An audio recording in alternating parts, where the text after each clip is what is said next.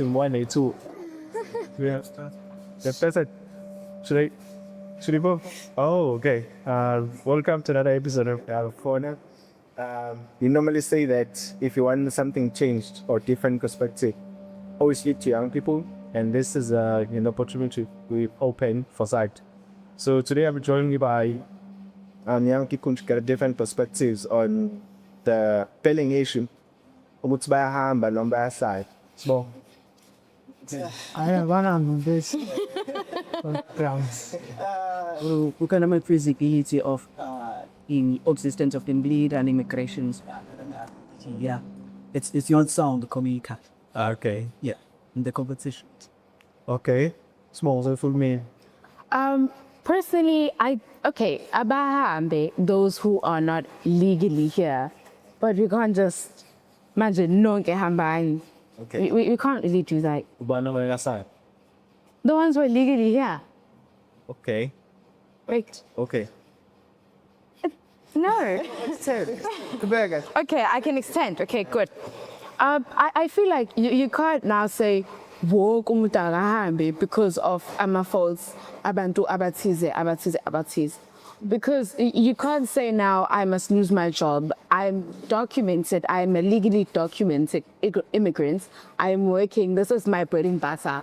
Now I have to leave because omunye umuntu osuka kwenye indawo has now committed crime or whatever. And now sonke kufanele sihambe, even though that person's from another country, I'm from another country. I am a good man and I'm here for a specific purpose. We can't now say everyone must leave. Okay. And then what's in Baham? That's that. Well, abahambe on the simple basis that, like any normal or functioning country, emhlabeni, South Africa has homes. There is both the constitution and the legislation which governs immigration. Mm-hmm. And within that framework, any individual within South Africa has a purpose. It is a stated purpose. You cannot enter into South Africa just because. It's either you are here on business, on diplomatic work, which is official work, you are here on tourism, or maybe whatever. But even within that, kunendlela ekusebenza ngayo. For example, no foreigner may be able to open a store or a shop in South Africa with a business or investment that is below 5 million. Yes. That is well documented, that is well known. Mm-hmm. But within our communities, you find there are shops that are owned by non-South Africans. Yet that is against the law. Maybe we don't know, the law maybe says otherwise, but it's very clear to own a shop or to own a business or enterprise within South Africa, you must have made a contribution that is a minimum of 5 million. Then again, you are a refugee. When you are a refugee, there's a manner in which you live within the country. In most times, there is a specific place that is reserved for AMA refugees. You cannot just wander the country as you please. Over here, is that to work in South Africa, there is both critical skills, which we must have, and there is a company in which you are working for. You cannot just enter into South Africa and just work anyhow. No, the law says otherwise. And we are seeing recently that government is cracking down on that, whereby you find a lot of immigrants, let me not just even say illegal, but immigrants are working in spaces which they are not supposed to. To work in South Africa as an immigrant is either a refugee or you have critical skills. Mm-hmm. So on that basis, there is a lot that's happening governing immigrants, which is against the law. So on that basis, if you are not here within the confines of the law, then harm. Okay, because you've mentioned that, and so who's supposed to uphold that law? Is it the government only, or is it also citizens? Both. It's both government and citizens. Citizens have the duty, a civic duty, to hold the government accountable and also be part of a process. So what you are saying, much and much, is actually valid. Yes, it is provided within the Constitution. A citizen of South Africa has the right to demonstrate, protest, or picket. Obviously, they have to notify government that it must not be violated and it must be properly structured or governed. But you have the right to picket. You have a right as a citizen of South Africa to express your views on any issue. If just as long as you express it in a manner that does not perhaps harm in a derogatory manner against another. But much on much, according to the law, is right, it's justified.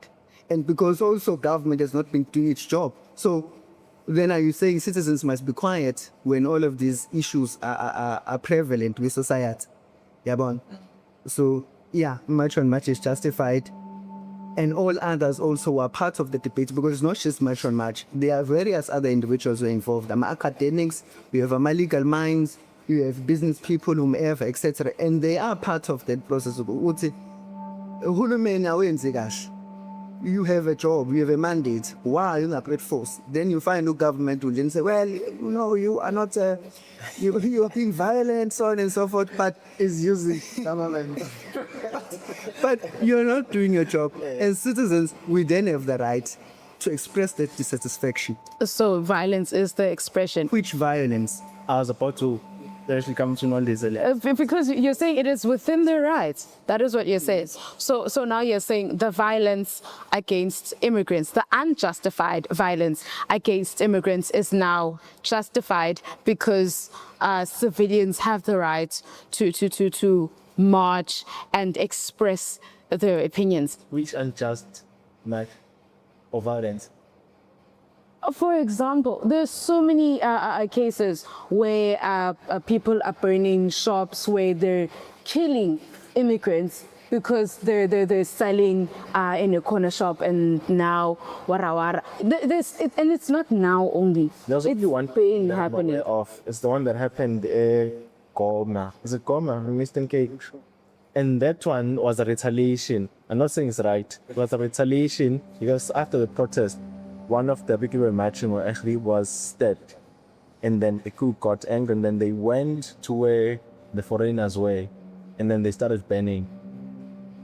So was there any other banning or banning of equipment or killing of these illegal immigrants? Yes. Yes, wait. Yes, actually, there was, what's this thing? Someone burns, for example, let's look at here by Main Gates. The shop there was owned by immigrants. Burns. Look, it's right here, it's right in front of us, by Main Gates. It is burns. By who? We don't know. We don't know. Let's not accuse people who are doing something legally like March and March and say that they are responsible for the banning of those shops. Mina, personally, okay, fine. I have a problem with what is happening because of illegal immigration. But what I am not supporting is the hate towards them. The xenophobia that we are spreading towards immigrants. Because now we are painting everyone with red paint and saying, that is what we're doing right now. Now we are saying every single immigrant is bad and every single immigrant should leave and what. I feel like we should clearly look at this. I feel like to some extent, we are doing the blame game as South Africans. We are doing the blame game. Much like how now you're saying, oh, now all of our problems are caused by the immigrants being here. Wait, now all of the problems are caused by the immigrants being here, and they should all go. Them all going, that is not going to solve the problem. So if we're not addressing the issue of illegal immigrants now, which one should we start with? I am not saying that we should not address the issue. I am saying that we cannot blame immigrants. So I like a point that Anami said when he said government isn't doing right, or ministers aren't doing right, because bangena kanjani? Sure. Bangena kanjani? Why benama fake papers? We done it all, and I'm not. protests are not. I just said, I didn't say that nothing should be done at all.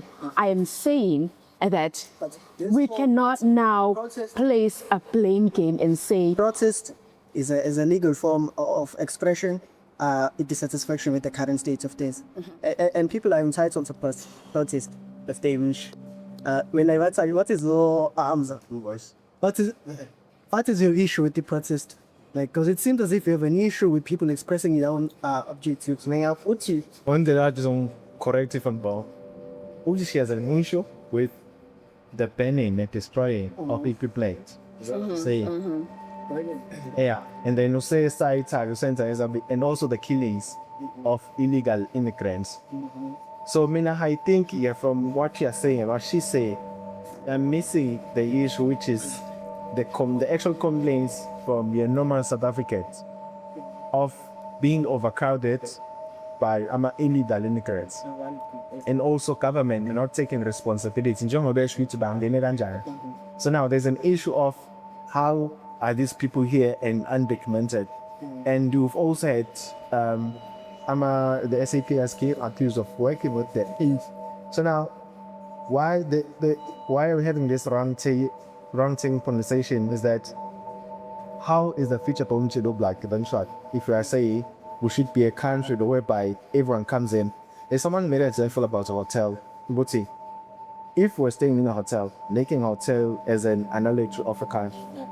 So in each and every hotel, once you vote, so we allocated your towels, we allocated your meal if you pay for it in the morning. So what you're paying is actually the tax now.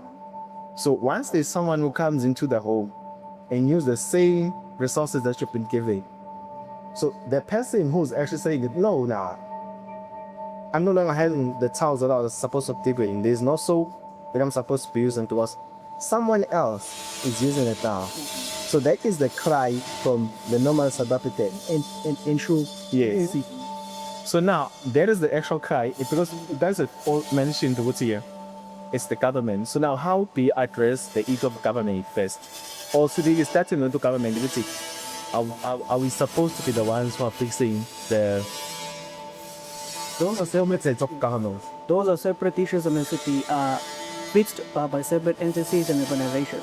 Like the matter of much and much is established. It's a protest like in illegal immigration or the prevalence of illegal immigration. And they have the right to do that. And all civilians and citizens that choose to be part of that movement are entitled to do so. Right. And then the matter of complacency and coercive what is a different matter. If any organization needs to take up that plan, so we do have the upper sovereign and the rights. He just devoted resources into actually putting government accountability. We can't be part of those AET or organization if you wish. Yeah, that's what I'm trying to say. Is that these are people want to be part of process, let them be. And I have an issue. This now expressed able to hear. In an economy, we're dealing with limited resources. That's an interest. Economics was the study of scarce resources and how they're utilized by different economic participants. Right, in this country, we have very poor statistics. But it's not a flourishing nation, it's a progressing at a relative rate, but it's not like experiencing economic growth. Right, so you have a relatively low economic growth on one of these days, prevalence of crime, none of this. And the matter of illegal immigration does not help at all. Rather, it worsens our reality. Then you have people in this country who are living in a different world than us as civilians, which you then become victim to. Like, for example, like if you and I commit a crime, we are easily identifiable because you're in the system. But if somebody else who's in this country illegally, if you don't exist, you can find them and you don't know if you're in that based basically. When you say, or when I hear somebody, he's shooting against the frustrations of South Africans, I can't look at it.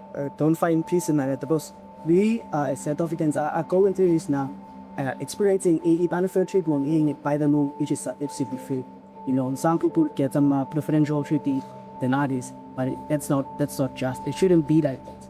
It shouldn't be fair. Yeah.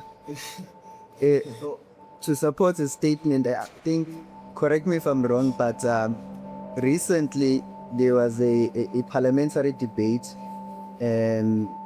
about the issue of immigration, and it involved the representatives of ATM or Mr. Zulu. And so it was basically asking the Department of Home Affairs, which is led by Minister Scraper, that within Parliament, which amongst the MPs have dual citizenship? And within that response, the Department of Home Affairs, obviously that is led by him, said, well, we don't have statistics on that. We don't have actual numbers. That's the first one. Because the statistics understand this. What does it mean? It dual citizenship. It should so like. So a dual citizen is an individual who holds citizenship in more than one countries.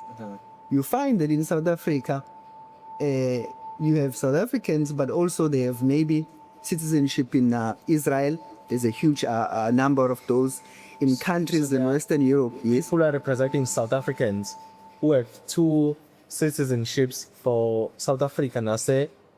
And other countries. Okay. That was the question. Obviously, then we don't know because Department of Home Affairs said, well, they don't have numbers. They don't just actively keep check, which is concerning.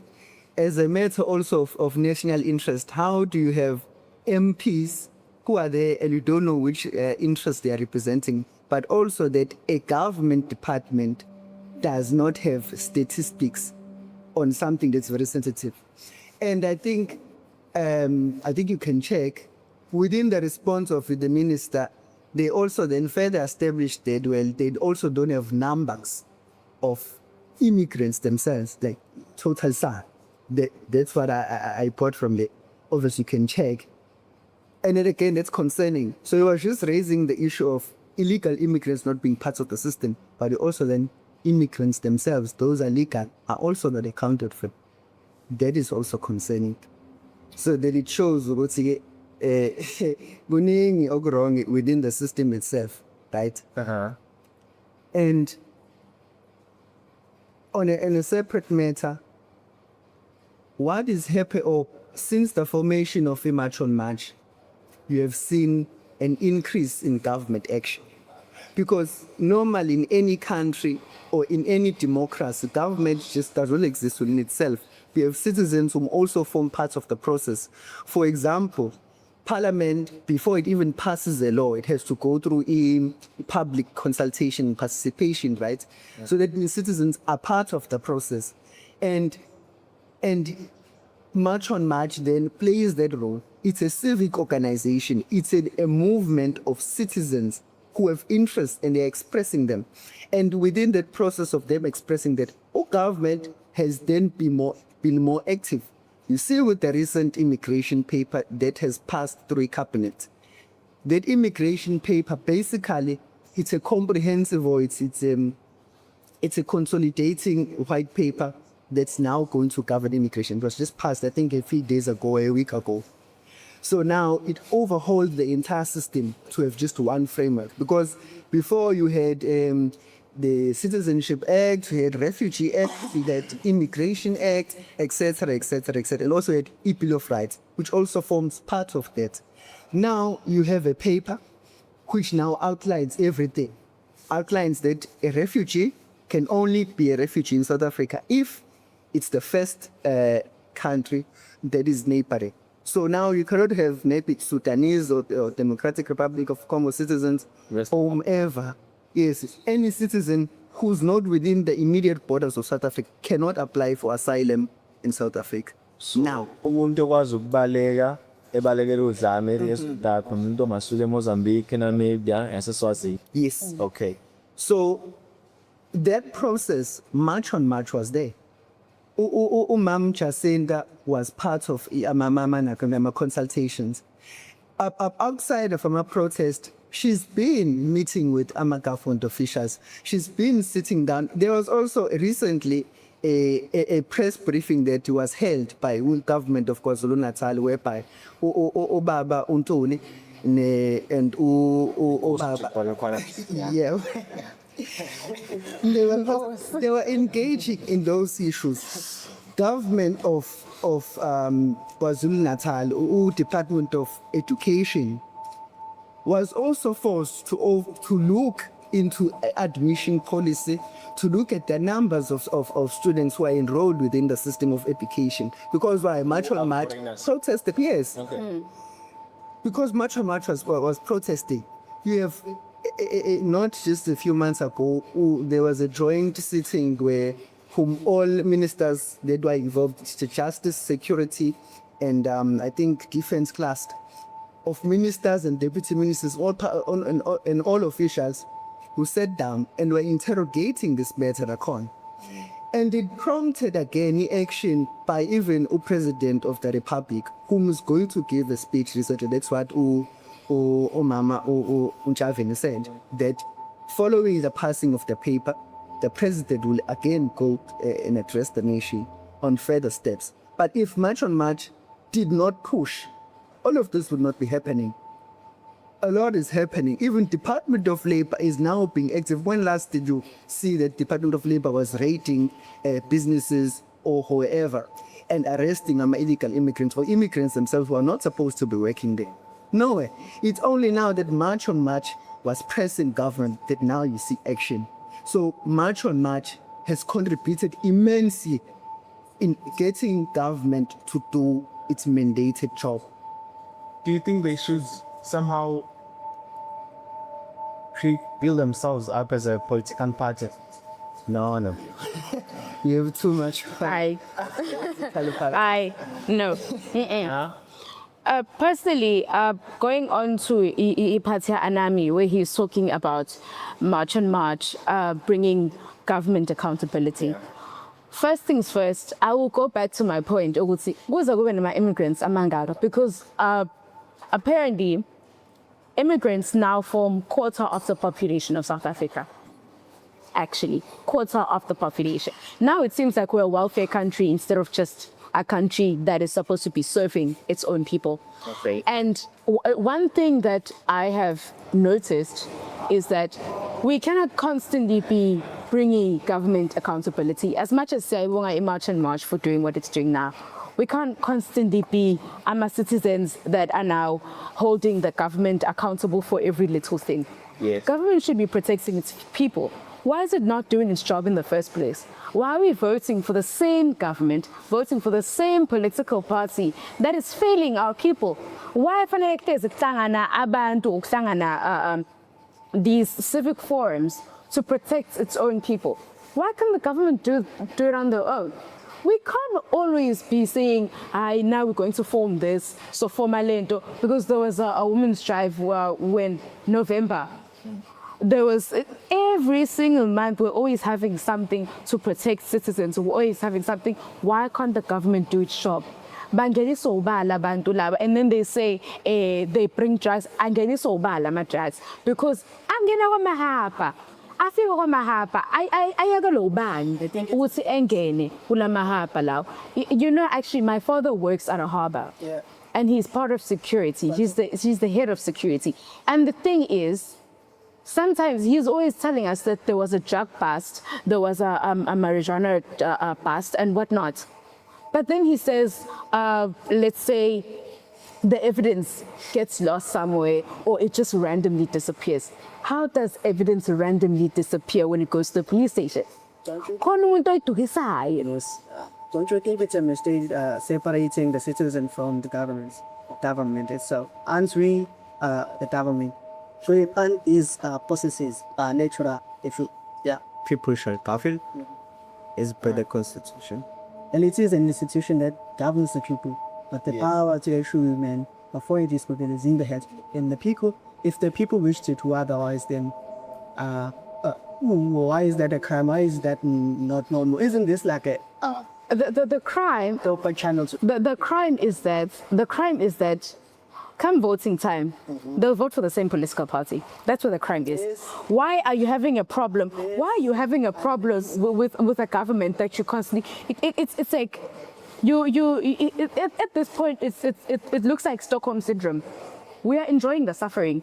We constantly want to complain about it. We constantly want to come together and form forums, but we're voting for the same people. every single year we're always having something with our presidents. We're always having something with these political parties. And we're not doing anything about it. And then you find people who say, I won't vote because it won't make a difference. It will. It will make a difference. You can't tell me that people don't want to vote because it won't make a difference. And then when it's time, when we're facing problems and crap hits the fan, when you want to be the one who goes, "Hayi, hlangana Zulu, asambe, asimaxoshe, uwaphambili, kodwa uhlolo protest, uhlolo vota." You could make a difference with that little vote. And I don't understand. But if You sit and do nothing and complain when. But looking at the results of the National General Elections 2024, yes, citizens expressed their dissatisfaction with the previously majority ANC government. They expressed their dissatisfaction and they brought ANC down to about 40 point something percent. And other parties were also brought into parliament because of that voting. So meaning that citizens are aware of these problems and they are voting with that conscious. Maybe the results will not be imminent manje, but abantu bayavote, they are voting, they are showing what no, we are not happy with that. ANC has gone down across other provinces in Akona 40, and you look at the polls, they are also indicating that there will be sharp decline. Going into local government election, ANC is going to lose a majority of the metros in which they had previously governed. That's an expression of dissatisfaction. Obviously, the party that's going to come, you don't know how they are going to govern. But citizens are voting. You cannot blame the citizens because they are showing a dissatisfaction. They are part of the process. If you look an example at the Portfolio Committee on Constitutional Review, which is part of Parliament. Mm-hmm. Previously, I think it was 2024, there were about 2,000 inputs by citizens of just amendments to the Constitution. If I'm not mistaken, in the current year, or I think it was last year, there was 20,000. There were 20,000 inputs by citizens to amend certain parts of the Constitution. So from 2,000 to 20,000, that's a jump. And who was responsible for that? It was also a civic organization. It was Umama Quentin Tombeni and the organization South Africans for Constitutional Reform. Part of and they are part of governing Nakoro. Because that is the job of citizens. Citizens are governed. So you cannot fault Abandura code by it. Okay, can I add something on what you guys are saying? Is it not sort of like a distraction, what we are seeing? Because earlier I mentioned something about what we're doing in November. Can I count the purple gang? Propaganda. Purple gang. Oh, which is propaganda. Purple gang. Okay, yeah, purple gang. Kumina is coming off as a distraction to the actual African units that we're supposed to be having. So every time, and these things, they're gaining so much momentum.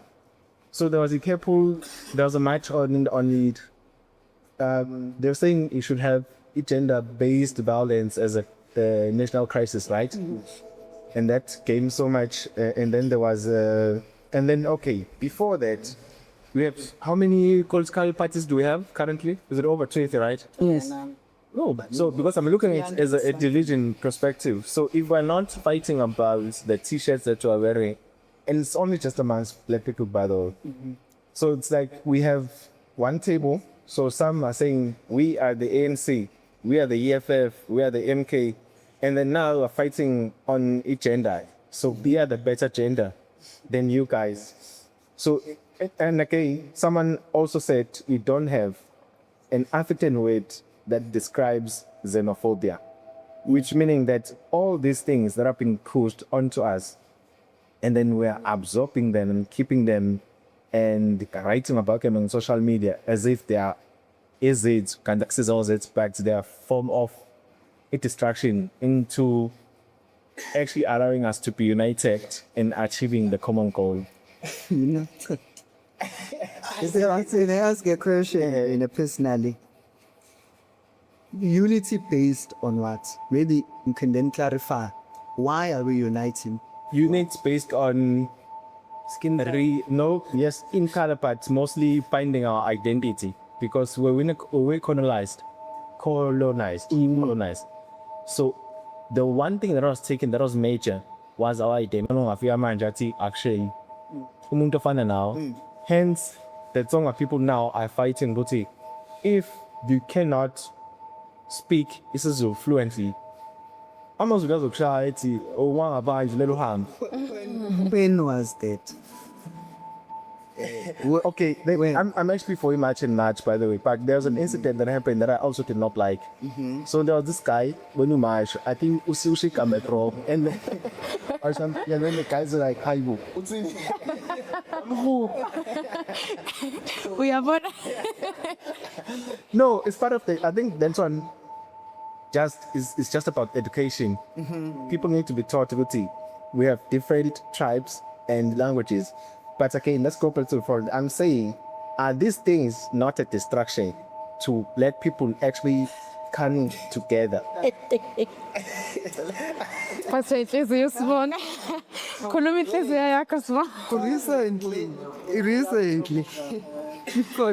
Recently, in Ghana, there was a conference that was hosted by, I don't know how many countries, because I didn't go further to look at the thing, but countries then came together and were just discussing moral, marital values, family values, and so on and so forth. And within that discussion, they criminalized the LGBTQ community. And in Ghana, I think it was just a few months ago, Please, legislation that to how it was criminalized in terms of the sentences that are allocated for the problematic person, and the person was found to be gay or lesbian. Oh, I didn't look at the technicalities, but I just skimmed over it. Oh, okay. But basically, what's happening was the Ghana passed a law. They criminalized being part of the LGBTQ community, and then there was a conference that was held by African states who came together. Were like, well, to be gay, to be whatnot, is illegal. And now, because of South Africa and our sometimes very constitution, but because of the constitution, South Africa then abstained. They said, because of the principles and the values we as a people hold, and because of the constitution and its provisions, we cannot accept or be part of this resolution of declaration. So wait, before you hand. So you have a gathering of states who alienate a portion of their population, saying that it is wrong to be LGBT, part of the LGBT community, right? To practice same-sex relations. It is wrong. And so we as South Africans should then unite with these people. Ganja, our values are misaligned. On that simple one, our values are not the same. And there was a question asked by Anan before experience like this. He said, unity on what? And I still don't. I find this matter of Pan-Africanism as deluded. It's not realistic. You know, it's just an idea. Like many other ideas, in practical. It's just a gathering of people who try to simplify something which are complex. You know, we have trade, we have immigration, all of these things that we have. Believe the foundation of our existence is a truth. You know, and they're not hindered by this idea not being government. I can trade it with somebody from Zimbabwe in finance without us agreeing on it. Before you finish, if you can trade with someone in Zimbabwe, you have to trade in $1. So which means there's already a fat head. That's a result of a larger force. You know, that is the force that I'm speaking about. It's becoming a distraction for us to actually being one. Because you cannot, if South Africa wanted to buy something from Ghana, guess which currency they be using? $1. Exactly. That's not. That's not makes the issue. I'm not saying that's not messy. Let's talk about that. You know, there's a history on how is it that we actually miss the dollar right now, and it is no way related to African ideologies and African thoughts and Western imperialism. It's just as the United States used to be the reserve hub for many European countries, while trade was very prevalent in the Western Hemisphere. Now, I think it was before World War One, I'm not sure, but the United States just decided that it will no longer miss gold, and gold was the currency at that time. If you had gold, every currency was a representation of how much gold and other the country had.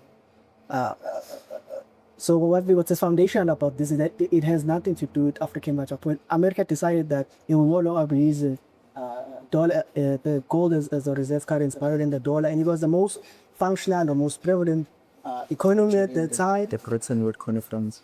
And then that's how we all got to now, because we were trading the most with European countries. And European countries were well using their reserve gold, dollars as a reserve financial. Those were not that economically viable for a time. Okay. That's just it. It has not really really. No, but personally, I feel like these constant marches or whatever that we're doing right now, these constant marches and whatever we're doing right now, I feel like as South Africans, we're very misguided. We're very misguided in a sense that we all just want an identity. We want something to live for and we want something to fight for. And that is why we're constantly going, some are fighting for women's rights, some are fighting for illegal immigration, some are fighting for this. So you said concerns of South Africans are not real. I'm not saying the concerns of South Africa are not real. I am saying that we just want something to fight for. It's because you're saying... I'm not saying the concerns of South... Listen to me. Listen to me.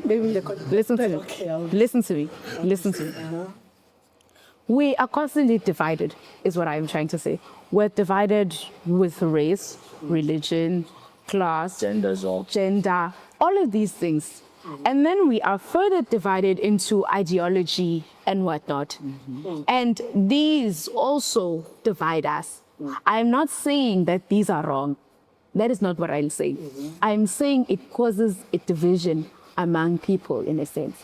Because I may believe that immigration is right, when you may believe that immigration is wrong.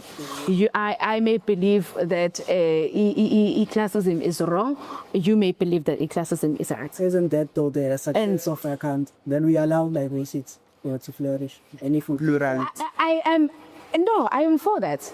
I am for that. And to further my point, I firmly believe, we would see, personally, something that is being ignored is that constant immigration within South Africa is putting a strain within the middle class. The middle class is one of the most abused classes when it comes to South Africa. One salary away. Because you cannot tell me that a child who can live in Mpangeni and goes to, let's say, Richards Bay School, and their parents pay about 15,000 plus taxes to the country. They don't get free food at school. They have to pay 35,000 rand. They have to pay 1.5 million for a house. 15K. All of these expenses. And when they want to go to university, applying for a bursary, they say, no, you're not poor enough. You're not in the tax bracket. They say, oh, when they're looking for NSFAS, you're not poor enough. You're not in the tax bracket. Okay. For example, look at this institution.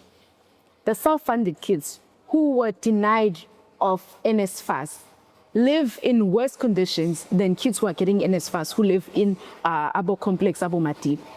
Very beautiful school residences, by the way. But the people who are the backbone of this economy, whose taxes, whose parents are the backbone of this economy, they are the ones suffering.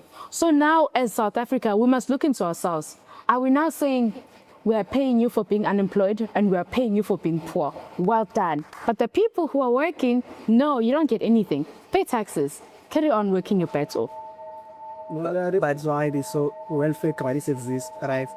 So would you rather live in a society without welfare grants or with Africans? I am not saying no. I am not saying welfare. I am not saying welfare grants are bad. That is not what I'm saying. I'm saying that. But I'm saying So I think that babe. some of them are unnecessary. The 350, totally unnecessary. You cannot tell me that you're being paid for being unemployed. That is nonsense. We pay everyone for everything at this point. They pay you for existing. No, you're not in need to actually exist. What are you paid for? It is an active attempt by government to It is an active attempt by the government to reduce suffrages of poverty within the state. You know, if you live in a world without the 350, we're going to die from poverty. I think us as many and also poor people of the country tend to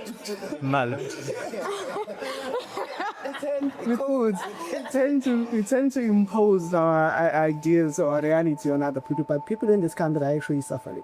If you go to these segregated regions of the country, well, in both those KZNs in the rural regions, all of the Eastern Cape sites, there's poverty there. There's absolute poverty. We know,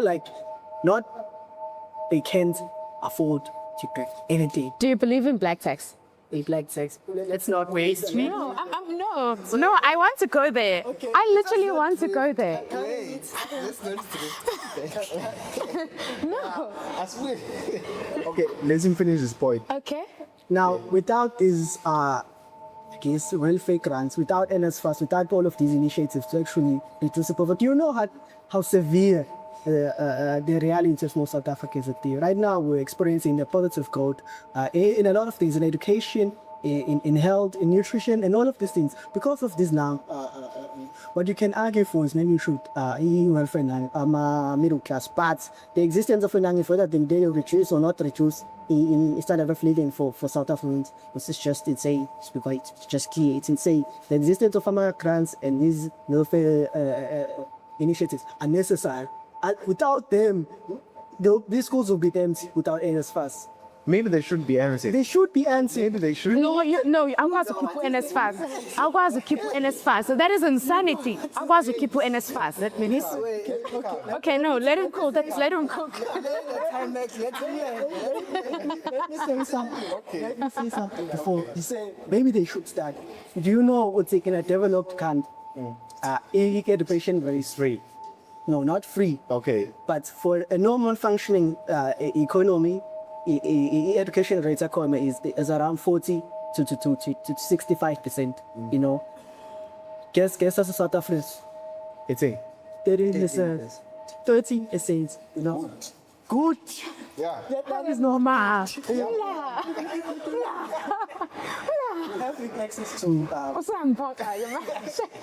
I'm coming. education is foundational on economic growth and prosperity. No. Because you need a skilled to actually to actually know High profit. Okay. few economic growth because we have more more efficient labor force, you know. And if you don't have now, you're gonna have poverty. Okay. You don't have to rely on immigrants. I'll try and respond both and also try and come back to the actual point, which is of Imagine Match. And I'm going to use again the analogy of the hotel. So the quality of education, firstly, let's try this again. It's not proper education. So I've made a video about this, that we are actually just trained to be laborers. So Africa, all of Africa, they are actually training laborers, nothing else. So the product that is supposed to come out of this institution is a labor. There's nothing else. What structure amounts of the institution? Something that can imply an idea, something that can build this class, but you're not building those classes. So if you look at the warehouses that you have, nothing is owned by Africans. In Africa, all of the companies that we are working for, that we are crowding ourselves for, I'm working for Deloitte. Who owns Deloitte? No one's asking that. The food that we are eating, I'm buying food from Woolies. Who owns Woolies? So all those problems.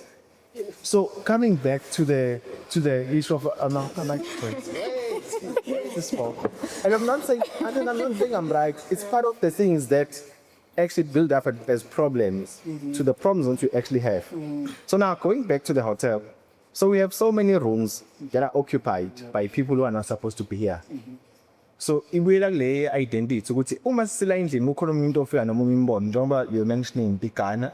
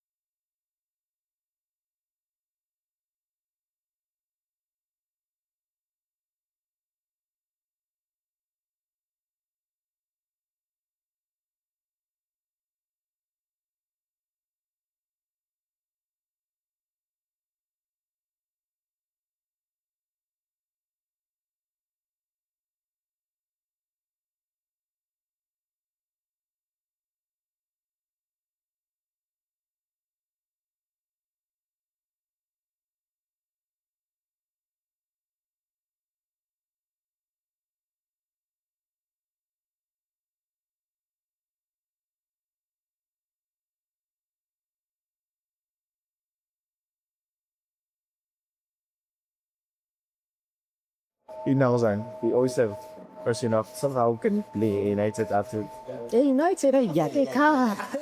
Anyways, what was your conspiracy theory? My conspiracy theory is that, okay, what if look at members of parliament. I actually like the point that Anami gave, because I was going to get to it. Most of members of parliament who have dual citizenship with Israel. We know that. Okay. So now, all of these marches, if you look at the immigrants, the illegal immigrants, who are, they have tuck shops and they sell drugs and whatever, all of these things that people have a problem with, and children end up dying, a lot of chips and whatever, the constant problems that we're having. These people actually, there was a case where they were seen in a container with ship. Like, they were seen in a container. Some of them are actually taken, like, they don't know where they're going. Bafakwa phakathi bashipwe, and then they were seen at the harbor, and they're like in Funala Nenzan. They all don't know what's going on. So what if there is a person who ships these people, gives them drugs, and says, sell to these people? What if these people, some of them, don't actually just go, I think in South Africa, it's not drugs. Obviously, they're cartels, right? They should be cartels. And the thing is, most of us are blaming the immigrants, but in most cases, The immigrants don't know what is happening. the immigrants don't. The survival. Exactly. And the thing is, when you trace back, the thing is, it's like saying, when for solving crime, ulokubopha amapara. Amapara asinendaba, ngathi giving sanga, but I'm a big dog. That's what I'm going to right to. And when you trace back, it's always a white man at the end. Oh, Trampoline. It is actually a white man at the end. You see? No, wait. Let me carry on with my conspiracy. No, like, it's a conspiracy theory. It's a conspiracy theory for a reason. It's a conspiracy theory for a reason. Look at this. Look at this. I need to uyakhumbula the stereotype you could see in the ghettos, America, filled with drugs, black people are selling drugs. It was actually the CIA who was giving them drugs to sell to each other to destroy the black community. There's another one to add on what she said. Guys, come on, guys. This is literally Each other. There was no manufacturer, there was no black-owned manufacturer in this bar. But they had guns, proper guns. Okay. guys. If you really think, what if we are fighting each other, but we're not actually looking at the cloud that's hovering above? There is a cloud. And the thing is, these ministers who are not being held accountable, and why do these containers suddenly get lost every time they're seen in the harbor? Whenever there's a truck bust, whenever there's this, it can't be a regular truck driver who just says, I think jig. No, there is a person who has authority at the top. The truck who owns the container. There's a person who has authority at the top who says, up, and it must be lost, because something just can't be lost. You have to wipe up the memory of all of the people that saw it. You have to say, when now 10K.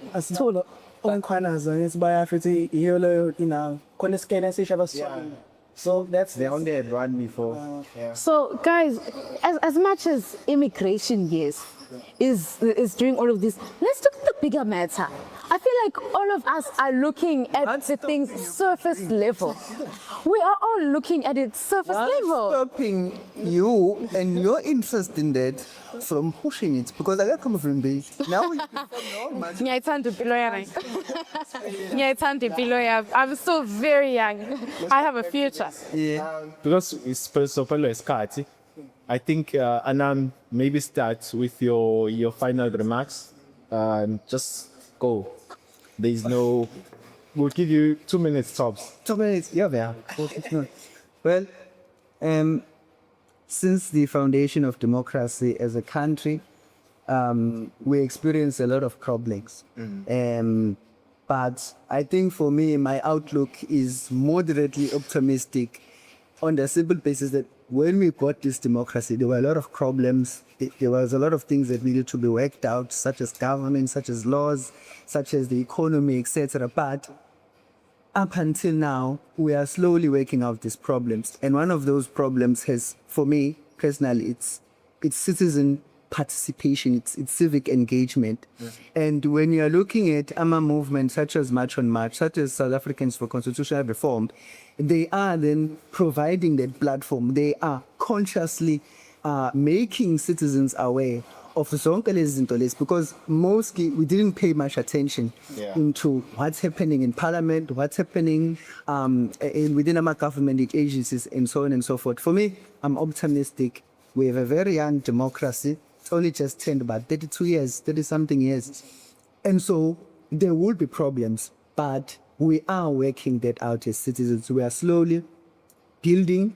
We are identifying issues, we are solving them, we are implementing new methods, strategies, etc., etc. So, yeah, and March on March is part of the process. So it must not be demonized, etc. Obviously, there will be things there that will be maybe against a public opinion, whatever. But in the greater scale of things, they are important. And we as citizens should also be part, maybe not part of March on March, but also raising our voice as we move up to also the local governments, which are coming on November 4. That is also a way in which we can express ourselves as citizens. So, Okay. yeah. So how does the future of the country look for you with the, maybe after Imagine March? Let's assume that they achieve their goals or not. What is the future of the country for you in your perspective? A more civically engaged citizenry, a more civic conscious citizenry, and perhaps much stronger democratic institutions, a much more active and proactive government, a much more proper, robust legislation that is passed, and strengthening of law. We are getting there. Obviously, it's slow and it's painful, but okay, you will get there. Okay. Yes, yes, yes. Sis Lerat. Mas phambili le context. So, and loss of white space. Say, you don't know this. Okay, for me, I feel like the future of South Africa, I'm going to go with Anami on this one. It looks bright. Because as much as there's so many problems, you have to understand that we're still a very much new democracy. We're very new to power. We're very new to everything that we have now. Because we've only been stripped off of our power centuries ago. And so we're just trying to find our identity as South Africans. We're trying to find ourselves. We're trying to find our feet. You know, some things work, some things don't. That's just like the process of trying to find ourselves as the South African economy. And so I feel like we should give ourselves time. And maybe after the March on March whole fiasco on its own, I feel like we should hold government accountable. We shouldn't just leave it to the people. That because as much as he has said, we would see a civically conscious society and whatnot. At the end of the day, it all relies on government. Because it's not about yes, but if we don't hold the government accountable, if we don't hold the people accountable, we can't keep on going back and forth. We have to stop the problem. As soon as this one ends, we have to look at the bigger issue. The cloud that is hovering. Yes. We genuinely have to look at that. As much as we can say, that's not the end of the struggle. We have to look further into the matter and try to find the core, because right now we're only at the crust. And we have to educate people. We have to have forums, we have to have podcasts. That's to educate young people of what is happening around them. Akufanele bebone indaba of the country only on TikTok. Put them on newspapers. put them on the radio. I feel like that's something that we don't do. Most of the time when you go to the radio, ulalelo making the only talking about lustful things. Why aren't we talking about the problems of the country? Metro, ask a man. Ingane ingacela ukuthi uMegan ingacela ama lyrics away kodwa ke ngitshele ukuthi uba no deputy president ola South Africa. Angeke itshele. And that is something that we have to do. We have to focus on the bigger issues. We have to conscientize our youth. And how do we do that if our media is failing? That is something that is very important that we have to look at as future. Small. Of course, now I would say the future is looking bright. Not because that's my personal opinion, but because that's what the data indicates. If you look at everything, if you look at everything in every leadership in the country, if you start from 1994, education, access to water and sanitation, political consciousness, and all of these things, it's a positive set of there. My hope is that we continue on this progress, but at a much more a faster pace, I would say. I would agree with you. Finally. We need much more scientific, a much more involved, a much more engaged citizen. I often have this conversation, maybe what is the really should South Africa? And the conversation is often in South Africans. It is not something rooted at the ERV should get me. I don't want to inspire, but a more practical society. Stay away from Conspiracy theories. One of these. Exactly. Sometimes they're true. You never know. To have this whole, you should be more technical about how you approach things. You use some institutions. You use the data to make decisions. Hope we get there. Okay, thank you very much, guys, for making it to the platform. Siyabonga kakhulu. Anami Larado. Yeah, man. Siyabonga kakhulu, guys, coming through. And I'm hoping you can sit again soon and extend the conversation. Finally we had a conversation over coffee. Thank you for the coffee to the guys from Cafe La Date. Thank you for that. And also, I think we need to acknowledge people like Kabo Clinton Tombemi for always, watering down the information that it gets, because some terms are just complicated for a normal person to actually make decisions on, or the conclusion in terms of what they are seeing in TV or the papers that they receive. There's something that was said about a college that was meant to be adopted and only 20,000 participants make the contribution out of plus or minus 48 million citizens. Assuming that maybe 20 million plus are actually active, but only 20,000 participated. So that is a compare. So even the organization itself, I think they're doing a great work. The participants, I think they should give credit to those guys. And one of the reasons why we want to have these round conversations with young people is that anything that is difficult, if given to a child has the power to just find a way to look the different perspective, which might be the easiest to go through it and find a way to work around it. I think the participation from civilians in general would be much easier. We have more podcasts as a Kuruma, the easiest language that would be understood by a layman, because we tend to look down on people who actually make the decisions on our behalf, and then we are seeing that if they're not scholar or have not attended the universities that you're attending, they might not have much information in country. Those are the guys you're supposed to be speaking to and try to influence them about the decision making, because the decisions that they make eventually have an impact in terms of how we live our lives. So I think, as the guys have said about the new democracy in terms of what is happening and what the future might look like, at the end of the day, we need to look at ourselves as Africans, the problem that we face every day, the root cause mostly, because that is what the podcast is about. We need to always look at the root cause, not just what is happening, but the root cause. What is happening? Why is it happening? And then who's gaining from that conflict, if it's a conflict? Even if there's a policy that is meant to adopt it, after adaptation, who's getting the benefits? Because we tend to not ask the real questions. We are meant to be doing that. And as young people, that's what we'll be doing. We'll be asking stupid questions, and we're hoping that those guys who are willing to help us grow will come through and tell us where we are wrong, and then eventually go and then start speaking sense to those people who want to help us. So see you on the next time. Ciao. Mita. Yazi kuningi sesifu.